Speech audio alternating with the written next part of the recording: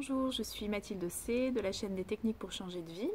Cette vidéo va être consacrée à la réconciliation avec une personne fâchée. C'est une vidéo qui fait suite à une première vidéo consacrée au sujet. Je vous invite à aller la voir parce que c'est vraiment la suite logique. Donc cette vidéo aura plus de sens pour vous si vous regardez la première. Alors, il y aura également, je précise, une troisième vidéo qui sera consacrée à la colère lorsque l'on retrouve peut-être une personne avec qui l'on est fâché ou qui est fâché après nous. Donc dans cette vidéo, on va voir plusieurs choses. On va voir les prérequis avant la reprise de contact. On va voir aussi qu'il ne faut pas perdre de vue deux objectifs que je vais tout de suite vous donner. Le premier objectif, ça va être de laisser une porte ouverte, on y revient tout de suite. Et le deuxième objectif, ça va être de se respecter soi-même dans cette reprise de contact et dans l'établissement d'une nouvelle relation. Puisque vous allez voir, c'est une nouvelle relation finalement qui s'établit, il y a un avant et un après. Donc, on va s'intéresser plus spécifiquement du coup aux prérequis. Donc, on l'avait vu dans la précédente vidéo, vous êtes 100% responsable. Et donc, si vous ne l'avez pas compris, être 100% responsable, ça veut dire avoir conscience que ça peut échouer, ça veut dire que vous pouvez ne pas réussir à vous réconcilier avec cette personne, mais par contre, vous êtes prêt, malgré ce risque, à vous donner à 100% et à faire tout ce qui est en votre pouvoir pour vous réconcilier avec la personne pour qui vous entreprenez tous ces efforts. C'est-à-dire que vous ne faites pas la moitié du chemin et l'autre fait la moitié du chemin. Non, non, vous faites 100% du chemin. Donc, une fois que les prérequis est posé, on va se poser la question de savoir quand est-ce qu'on se met à reprendre contact. À quel moment on choisit la reprise de contact. Alors pour moi, il ne faut pas attendre. Il n'y a pas de bon moment. Le seul vrai bon moment, c'est le moment où vous êtes prêt. Et être prêt, c'est toujours être 100% responsable. Et ça, on en revient toujours au même. C'est-à-dire que vous êtes prêt aussi, prête à ce que la personne ne soit pas d'accord et que ce soit définitivement terminé. C'est-à-dire que cette personne ne soit pas d'accord pour se réconcilier avec vous.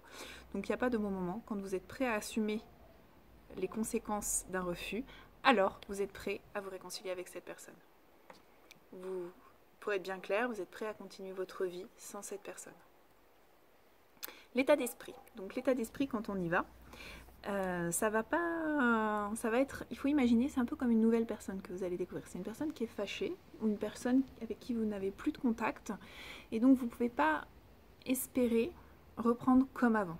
Il y a eu un avant et il y aura un après. Et la relation qui va naître, elle va être nouvelle. C'est-à-dire que vous n'allez pas pouvoir vous dire on va faire les mêmes activités qu'avant, on va passer les mêmes moments qu'avant, aller au même restaurant, faire les mêmes activités. Non. Si vous en êtes là, s'il y a cette rupture avec cette personne, s'il y a eu ça, peut-être que ça vous manque.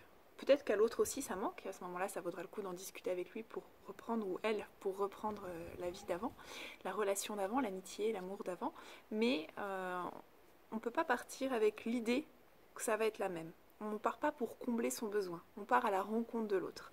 Et c'est là toute la nuance par rapport à la première vidéo que j'avais faite, où je vous expliquais qu'il fallait avoir une idéal relationnel, un guide, quelque chose qui vous guide. C'est-à-dire vous savez ce que vous voulez, et vous le voulez pour vous, pour l'autre aussi, et vous êtes prêt à vous donner à 100% au service de cet idéal. Mais attention, on ne va pas traiter l'autre comme une fonction, c'est-à-dire c'est pas la fonction amie, c'est pas la fonction sœur, c'est pas la fonction frère, c'est pas la fonction parent, c'est vraiment l'autre dans sa particularité qui doit être vraiment pris en compte. Donc, quand on dit que l'autre doit être pris en compte, on prend en compte le fait que la relation elle est unique. Elle a sa propre temporalité, l'autre a son propre rythme, et il va falloir traiter l'autre comme une personne qui est précieuse à vos yeux, et une relation qui va être nourrie par vous principalement, puisque c'est vous qui initiez la reprise de contact, mais vous allez devoir prendre en compte la volonté, les désirs de l'autre et vous adapter en fait. Ça c'est vraiment l'idée que il y a une boussole. La boussole, c'est votre guide, l'amitié, la relation, l'amour idéal que vous avez défini. Et puis, il y a non pas la réalité, mais finalement le fait que votre relation, ce que vous avez défini, n'est pas un moule. On ne va pas chercher à faire rentrer l'autre à tout prix dans cette fonction que vous avez envie de vivre et dans ce que vous avez envie de vivre. On va vraiment aller vers l'autre parce qu'on veut que cette personne nous accompagne, sinon autant trouver quelqu'un d'autre. Autant trouver une autre personne avec qui vraiment ça peut correspondre. Et voilà. Là, si ça s'est arrêté, si vous voulez reproduire la même chose, ce n'est pas possible. Il faut prendre en compte l'avant et l'après. Je ne sais pas si je suis claire, mais je vais passer au point suivant. Donc, on est dans l'idée, on a le bon état d'esprit. On a un premier objectif quand on va reprendre contact, avant même de voir la forme. Le premier objectif, ça va être de laisser une porte ouverte. Puisque vous êtes prêt ou prête à perdre cette personne, à définitivement ne plus jamais la revoir, qu'elle ne partienne plus à votre vie, puisque vous êtes prêt à ça, eh bien, à ce moment-là, vous devez vous dire, mon objectif, c'est de laisser une porte ouverte. Si cette personne change d'avis, il faut qu'elle sache que je serai toujours disponible. Il n'y a pas de délai. Vous ne devez pas et vous ne pouvez pas exiger ce ne serait pas responsable de faire ça. Vous ne pouvez pas exiger que l'autre vous réponde dans un certain délai de temps. Vous pouvez dans votre tête vous dire, bon bah voilà, si je vais réessayer 5-6 fois, après, bon bah c'est vraiment que c'est mort. Mais par contre, toujours dans votre dernier contact, vous pouvez dire, écoute, voilà, je suis toujours disponible, toujours intéressée, tu me manques, voilà. Vous pouvez dire ces choses-là, de manière à ce que l'autre, si elle ou il change d'avis, puisse revenir vers vous sans aucun problème, qu'il n'y ait pas de problème, que vraiment dans sa tête, ce soit possible. Déjà, l'attitude va toucher cette personne, le fait de se mettre comme ça à la disposition de quelqu'un. Et puis, ensuite, finalement, peut-être que dans quelques années, qui sait, cette personne reviendra vers vous, et à ce moment-là, vous verrez bien s'il y a quelque chose à bâtir, quelque chose à construire, si la relation vous intéresse, et voilà. Pour vous donner une petite idée sur l'objectif numéro 1, laisser une porte ouverte. L'objectif numéro 2, ça va être le respect de soi. Alors, autant on ne va pas harceler l'autre, on va laisser une porte ouverte, mais on ne va pas faire en sorte d'être omniprésent dans sa vie jusqu'à ce qu'il réponde ou elle réponde. C'est pas du tout l'objectif, hein, on est loin du harcèlement. L'objectif numéro 2, ça va être de se respecter soi-même. C'est-à-dire que va émerger une nouvelle relation. Si vous avez une explication avec la personne, que cette personne n'est pas trop fâchée, que vous arrivez à enchaîner, à avoir une explication, présenter des excuses s'il y a besoin de présenter des excuses, ou si vous arrivez à discuter de ce que vous voulez l'un pour l'autre, ou l'une pour l'autre, eh bien, il va y avoir une émergence donc de nouvelles relations. Par contre, il faut que vous preniez le temps de l'analyser. Vous n'en êtes pas là pour rien. Vous êtes 100% responsable, vous avez pris beaucoup sur vous pour reprendre contact. Il n'est pas question de se laisser réentraîner sur une pente glissante, quelque chose qui serait malsain, voire une relation qui serait toxique.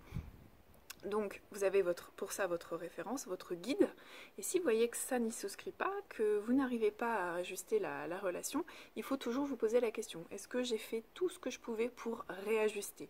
Est-ce que j'ai donné tout ce que je pouvais? Est-ce que j'ai proposé tout ce que je pouvais proposer? Est-ce que j'ai expliqué tout ce que je pouvais expliquer? Et finalement, si cette relation ne me convient pas et qu'il y a un malaise, un mal-être, eh bien c'est peut-être l'occasion de se dire, cette personne finalement, ce n'est pas possible. On arrive au bout de ce que je suis capable de donner, de dire et de faire pour quelqu'un. Peut-être qu'il vaut mieux que cette relation s'arrête. Et ça va être vraiment l'objectif numéro 2, de bien vérifier que vous vous respectez vous-même dans la relation. Parce qu'il y a des milliers de personnes, il n'y a pas une seule personne, il n'y a pas... voilà. Bon, certes, dans les relations familiales, vous n'avez qu'un frère ou qu'une sœur, mais vous pouvez trouver de la sororité, de la fraternité ou de je ne vais pas le dire parce que je vais me tromper sinon. Vous pouvez trouver ça avec d'autres personnes. Vous pouvez compenser la famille, vous pouvez vous l'inventer. Donc il n'y a pas de justification, il n'y a pas d'obligation à entretenir des liens familiaux, comme je le disais dans la première vidéo. Alors, j'ai pris dans l'article consacré au sujet, j'ai pris l'exemple de la personne qui n'a pas le temps. C'est-à-dire que vous avez renoué avec quelqu'un qui passe sa vie à vous dire « Ah oui, désolé, j'ai pas eu le temps de t'appeler. Ah désolé, vraiment, j'ai pas le temps. Ah, ça fait 3 mois que je t'ai pas appelé. Je suis trop charrette. » Voilà. Donc le « je suis trop charrette. Les journées ne font que 24 heures. Gna gna gna gna gna gna. » C'est déresponsabilisant pour la personne quand elle le prononce, mais en réalité, sa responsabilité, ce serait plutôt de dire, dans une bonne démarche, « Bon, écoute, j'ai pas pris le temps de t'appeler. » Tout simplement. Donc la personne qui dit ça... généralement, quand vous observez que vous êtes un peu blessé, que ça commence à vous peser, que vous vous dites bon bah elle a jamais le temps pour moi, elle est toujours charrette, nanana, elle me raconte toujours des histoires, elle est toujours 1000 fois en retard, elle annule toujours au dernier moment, vous pouvez choisir d'être 100% responsable. Soit vous vous dites bon bah c'est trop blessant, ça me fatigue, j'ai pas envie de courir après cette personne finalement, j'ai donné tout ce que je pouvais, bon voilà j'arrête. Soit vous vous dites bon bah j'ai peut-être qu'il y a quelque chose qui est pas clair avec cette personne, peut-être qu'elle a pas tellement envie de ça de me revoir, c'est elle qui me traite finalement comme une fonction amicale ou une fonction familiale. Donc c'est à vous de vous poser la question, est-ce que c'est ce que je veux vraiment, ou est-ce que je suis capable de le tolérer, est-ce que je peux réajuster, et d'ailleurs ça va être votre rôle de réajuster, de dire bah voilà non en fait c'est pas trop possible de me planter à 19h pour 20h, bah moi aussi j'ai un emploi du temps, ça compte pour moi de te voir, ça va être d'expliquer, de bien expliquer les choses, de prévenir, ne jamais se braquer du premier coup, entre 100% responsable c'est comme avec les enfants, on prévient l'autre, on lui dit voilà ça fait une fois, deux fois, écoute je crois que si tu le fais une troisième fois, sans rancune mais je crois qu'on arrêtera là. Tu réponds pas à mes SMS, j'entends que tu as autre chose à faire dans ta vie, écoute, moi je vais moins investir aussi. Voilà. Ça fait partie des choses qu'il faut que vous réajustiez. Donc ça c'est une chose importante dans le respect de soi, c'est une illustration avec la personne qui n'a pas le temps ou la personne qui annule. Attention, je le précise aussi, il y a des personnes qui disent aussi qu'elles n'ont pas le temps, mais qui finalement dégagent du temps et font des choses avec vous. On en connaît. Et finalement, c'est une manière de dire je tiens beaucoup à toi. Et le temps, là, je sais te faire mesurer à quel point c'est tellement précieux pour moi le temps, que le fait de le passer avec toi, je le souligne encore plus pour te montrer à quel point je tiens à toi. Ça, c'est aussi possible. Mais de toute façon, vous allez voir, c'est deux comportements complètement différents dans les actes. Puisqu'une personne n'est que ce qu'elle fait, pas ce qu'elle dit. Ce qu'elle vous dit, généralement, c'est pas toujours en cohérence avec ses actes. Et toujours bien se référer aux actes plus qu'aux paroles. Voilà, donc maintenant on va passer à la dernière partie de la vidéo qui finalement peut paraître la plus importante mais qui pour moi coule un peu de source. Les différents moyens de communication pour reprendre contact. Donc sachant que quand on reprend contact, on fait ça avec gradu et on fait ça en cohérence avec la relation qu'on avait avant et le sujet de la discorde s'il y avait une discorde. Donc le sujet de la discorde, en général vous le connaissez. S'il est très important, je pense que ça vaut le coup de faire un mail avec des explications. Ça vaut le coup d'envoyer un SMS. Alors, je conseille d'abord le SMS pour proposer de discuter, dire que la personne manque en quelques lignes, quelques phrases très brèves. 140 caractères, et ensuite vous passez, si ça ne répond pas, vous faites une semaine, c'est bien, ça laisse le temps aux gens de réfléchir, de se poser, de voir si vous répondent. Si le SMS ne marche pas, vous passez au mail. Si le mail un peu plus long, qui explique un peu plus la démarche, ne marche pas, vous pouvez passer, alors il y a une troisième étape qui est l'appel, donc il y a deux formes d'appel. Vous faites d'abord un appel non masqué, vous laissez un message sur le répondeur qui dit à peu près la même chose que le premier SMS, donc là on est rendu à 3 semaines après le SMS, et puis vous pouvez aussi appeler de manière anonyme, là vous pouvez laisser passer un petit mois quand même, pour un peu le tout pour le tout.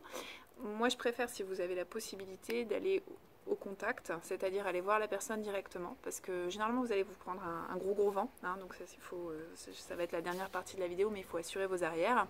Vous allez vous prendre un gros vent, mais c'est quand même de montrer à la personne que vous êtes prêt à aller jusque là, que vraiment votre ego, vous en foutez.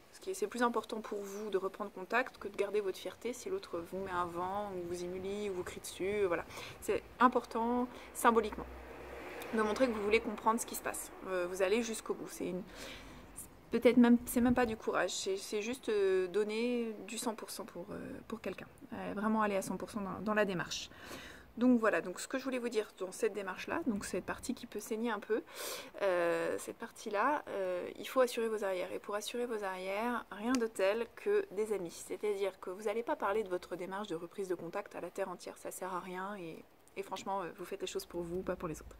Mais par contre, vous pouvez en parler à quelques personnes, et notamment 2-3 personnes qui pourraient être disponibles éventuellement si ça se passait mal le jour même, pour vous avoir au téléphone, si ça se passe pas bien, ou pour sortir avec vous, pour faire un truc le soir même, pour penser à autre chose, ou pour vous féliciter. C'est aussi ça qui est important, vous féliciter d'avoir au moins essayé d'ouvrir une porte, essayez de reprendre contact. Vous avez essayé et déjà vous pouvez déculpabiliser si vous avez une culpabilité vis-à-vis de cette personne de ne pas avoir repris contact. Au moins ça c'est terminé. Vous avez fait votre maximum et en plus de ça vous avez tout fait pour que ça se passe bien. Vous avez fait ça de manière calme en laissant l'opportunité en disant je comprends. que tu n'aies pas envie de me revoir, mais c'est possible éventuellement plus tard. Si tu en avais envie, je resterai disponible, je suis là. Tu peux m'appeler, tu as mon numéro de téléphone, tu as mon mail, tu as mon adresse. Enfin voilà, vous laissez la porte ouverte et vous avez essayé. Et même si l'autre vous répond mal, est violent, est en colère, eh bien au moins vous avez essayé et ça il faut vous récompenser. Et rien de tel que, parce qu'on peut être un peu morose quand on se prend un vent ou un gros bide, mais rien de tel que des amis pour faire ce qui est prévu, c'est-à-dire la récompense, que ça marche ou que ça ne marche pas, de toute façon vous avez le droit à votre récompense, parce que vous l'avez fait en fait. Il n'y a pas de, c'est pas soumis à une condition de résultat. Voilà, donc je vais vous laisser là pour cette vidéo qui est très longue et j'en suis désolée. Et la prochaine vidéo, elle sera consacrée à la colère, c'est-à-dire lorsque vous retrouvez une personne, que vous avez cette confrontation au téléphone ou de visu, comment réagir face à la colère et qu'est-ce que veut dire la colère selon moi. Voilà, n'hésitez pas à vous abonner à cette chaîne si cette vidéo vous a plu, comme ça vous ne raterez pas la troisième et toutes les autres qui vont suivre. Vous pouvez aussi aller sur mon blog des techniques pour changer de vie, vous avez la description dans l'annonce. Voilà, à bientôt.